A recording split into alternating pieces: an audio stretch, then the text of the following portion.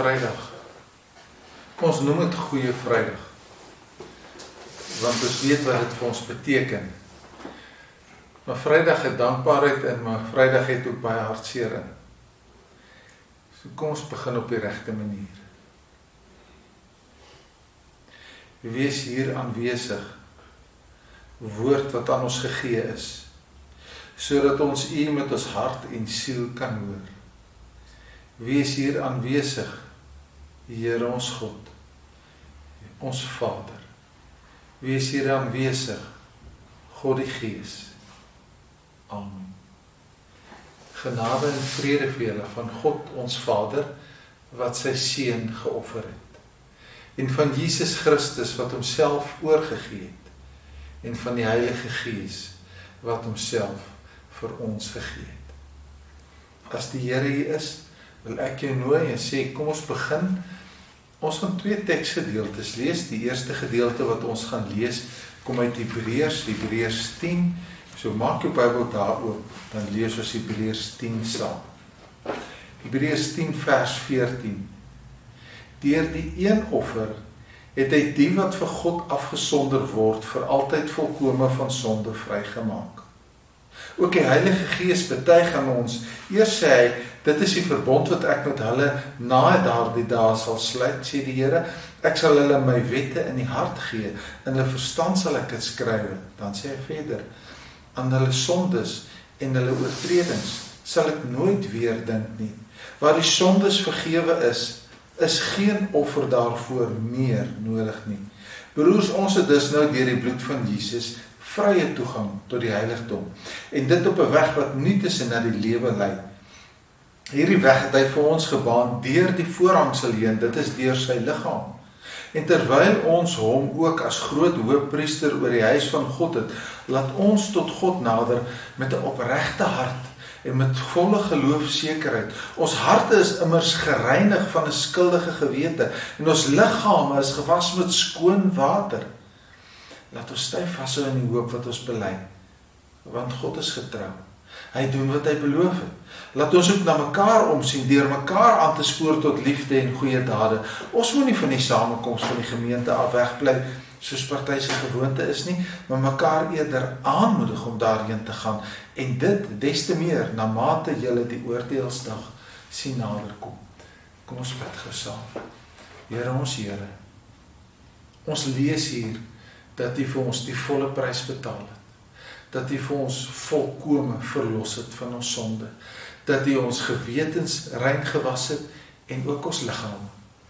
So as ons gaan nadink oor wat in die woord staan, hier in Hebreërs en in Psalm, wil ons vir U vra dat U vir ons sal seën deur die Gees, dat U self U sal wees.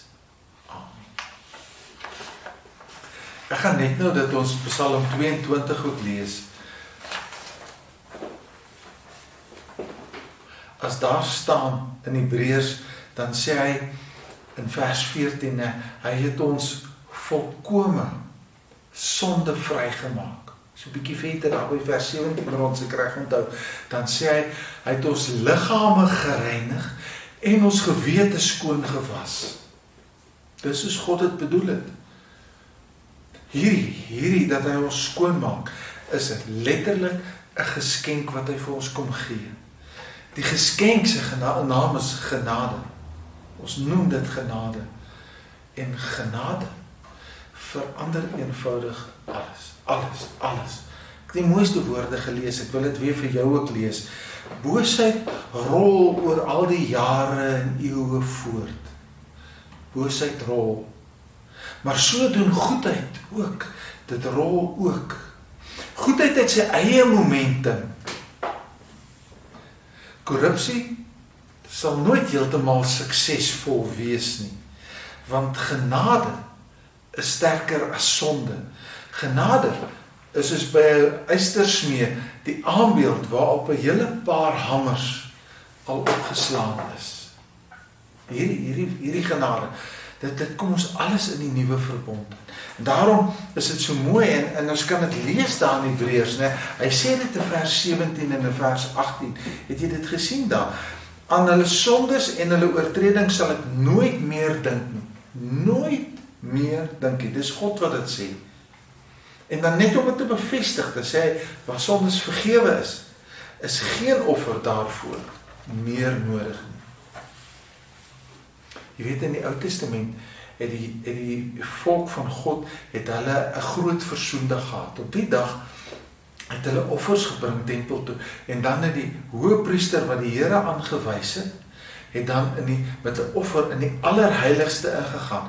En daar het hy gaan eers homself gereinig en vir homself gebid, en dan het hy vir die volk gebid, totdat God hom antwoord. En dan het hy die bloed van die offerdier wat hy by hom gehad het, die soeptakkie daar aangedruk, dat hy die allerheiligste gereinig. Dan het hy om die voorhangsel gestap, na die priesters en die leviete, die diensdoenende klerkie, wat in die tempel gestaan het, en hy het hulle gereinig. En dat hy uitgestap na die volk toe, en dat hy gesê, God reinig julle, terwyl hy die bloed so sprinkel. God reinig julle van al julle sondes, julle onvermybare sondes, julle onwetende sondes, van al julle sondes. Groot versoendag. Dis nie meer daar nie. Want Goeie Vrydag het gekom. Goeie Vrydag op Golgotha het God al ons sondes betaal. Dis baie groot. Besef die grootheid daarvan. Op Golgotha het God al ons sondes betaal, en aan 'n sonde dink hy nooit weer nie. Daar was 'n konferensie oor wêreldgodsdienste, en die Christene het met mekaar begin gesels en sê, hoekom is die Christelike geloof die geloof met die meeste gewig? En C.S. Lewis het daar gekom, en hy het die manne so gehoor, en hy vra, en hulle sê toe vir hom, maar ons wil weet, wat maak Christelike geloof so imponerend? En hy sê, ja, dis maklik, dis genade, dis genade. Enige ander godsdienst moet jy werk vir jou verlossing. In die Christelike godsdienst het Christus ons verlossing vir ons bewerk. Dis 'n geskenk wat ek vat. Christus het betaal. Dis die betekenis. Alles genade. En omdat alles genade is, kry my lewe betekenis, kry my lewe vreugde, kry my lewe vrede, kry my lewe liefde. En nou wil ek jou nooi en sê, met hierdie bril van genade, kom ons lees bietjie in Psalm 22. Ek gaan nie die hele Psalm 22 lees nie, ek wil graag, want dit is baie mooi, maar hy is lang. So ek gaan so gedeeltes lees, dat jy net die smaak kry van Psalm 22. Vers 2, my God, waarom het U my verlaat en bly U ver as ek om hulp roep? My God, ek roep bedags en nie antwoord nie, ek ook snags, maar ek kry geen rus nie. U is tog die Heilige wat woon, wat die lofsange van Israel weerklink.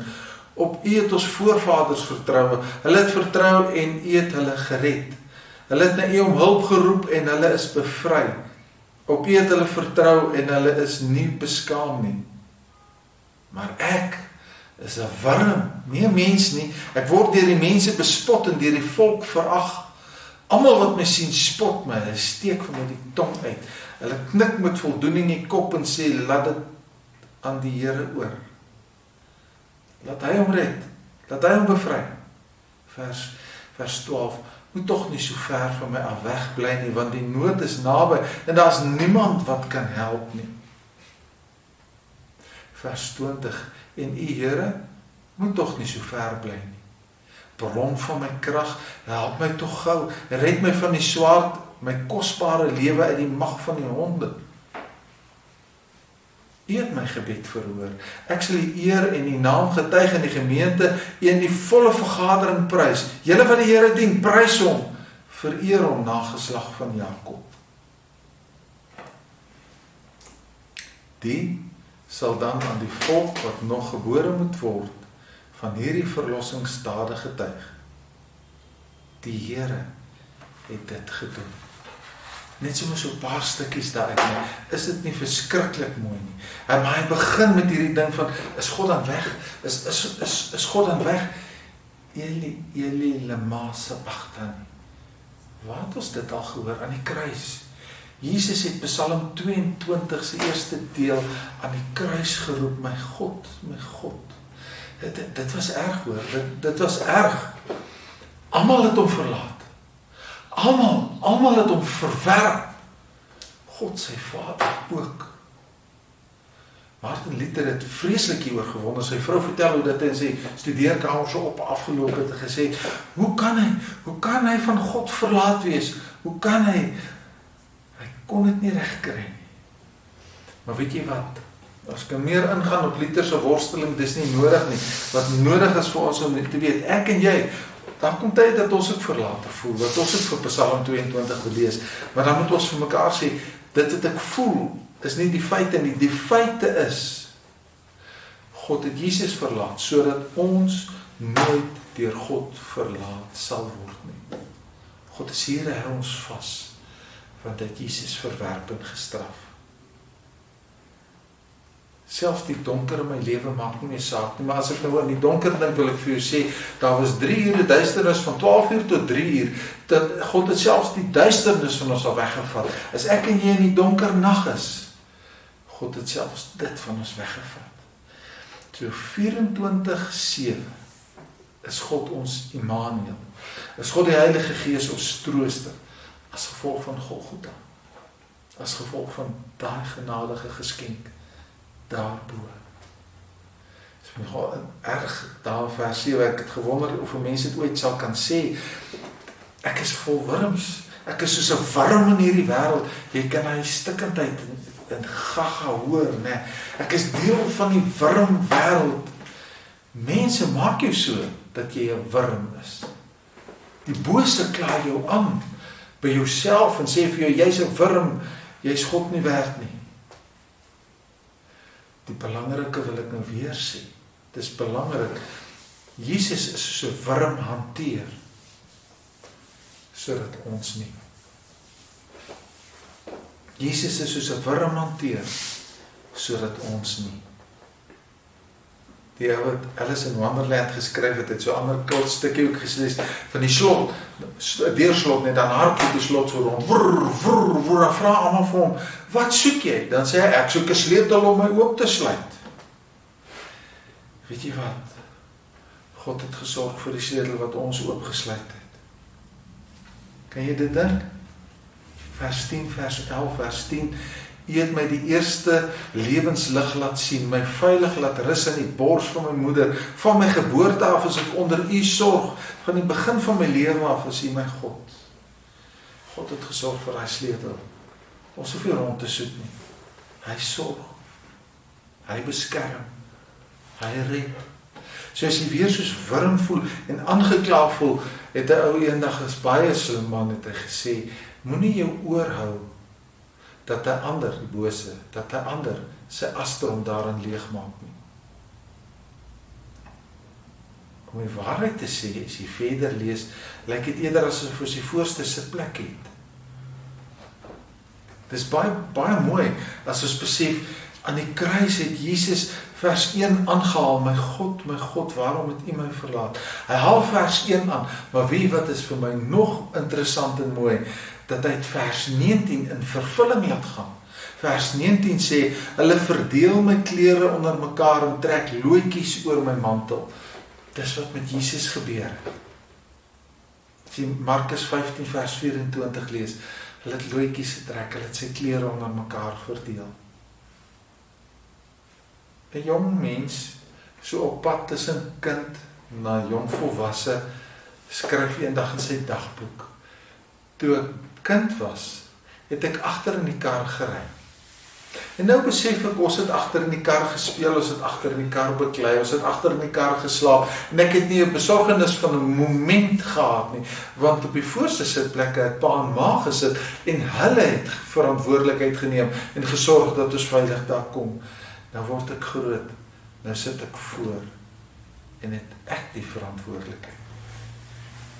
Wil jy moet dit vandag baie mooi hoor, God sit in die voorste sitplek. God bestuur.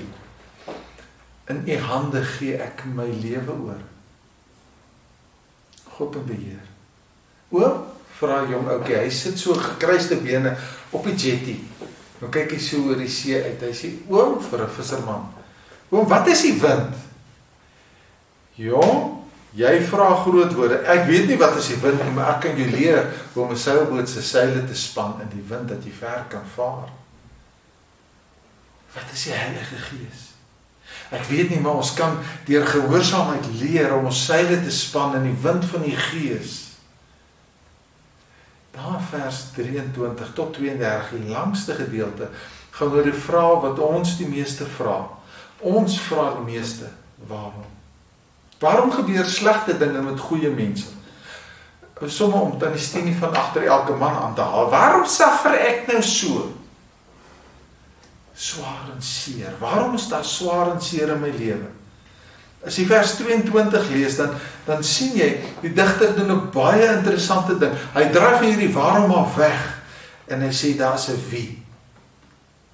Daar is 'n wie. Ons wie is deur genade, Jesus Christus. En hierdie genade is die bril waardeur ons kyk. Ek het dit net nou ook al gesê.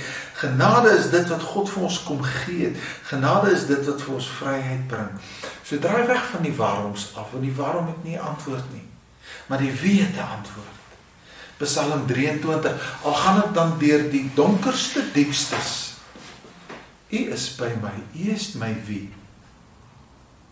God sê, hier is ek. Hier is my enigste seun. Hy betaal. Ek red. Ek hou jou vas. Hy betaal. So hierdie 4de kruiswoorde. My God, waarom? Dit is op 'n interessante manier weerspieël in 'n film. Mercy Missions. Dit is nie 'n imponerende fliek nie, maar is iets om te kyk. Dit is van 'n Cessna, ou wat met 'n Cessna opgestyg het in die VSA en hy vlieg toe in Nieu-Seeland toe. En hy het uitgewerk hoe lank dit sal neem en so aan, en toe hy nou moet besef, ek gaan nou moet begin land sien, Nieu-Seeland moet voor my wees, toe kom hy agter, hierdie meetinstrumente van my werk ergens nie reg nie. Ek het nie 'n idee waar ek is nie, want ek moes land sien en nou is dit net see. En hy het dadelik 'n Mayday opgesit en hy sit daai Mayday op. En ergens stel 'n Boeing 747 sy Mayday op en hy maak kontak. So met hulle praat, want hulle hou toe kontak, kry die 747 dit reg om die Cessna te plot en hy stuur hom toe in die regte rigting en hy het met hom kontak gehou totdat hy kon kontak maak met die aanloopbaan waar hy so gaan land en hy toe veilig geland het. Mercy Missions. As ons roep, Mayday, Mayday, Mayday, is dit God wat hoor. Is dit God wat ons plot en is dit God wat ons red. God red. God red. Psalm 22 en Hebreërs 10 doen dit albei. God red net nie. Bonhoeffer het dit ook gesê. Bonhoeffer het gesê, God red ons nie sommer net. God red ons na iets toe, vir iets. Vers 24 sê dit. 24 sê, laat ons ook na mekaar omsien, deur mekaar aan te spoor tot liefde en goeie dade. Ons word gered om God se liefde uit te dra. Ons word gered om te getuig van sy wonder, om te leef teenoor ander, dat hulle kan sien, God red hulle ook. Genade is mooi in elke situasie. Vat dit saam met jou.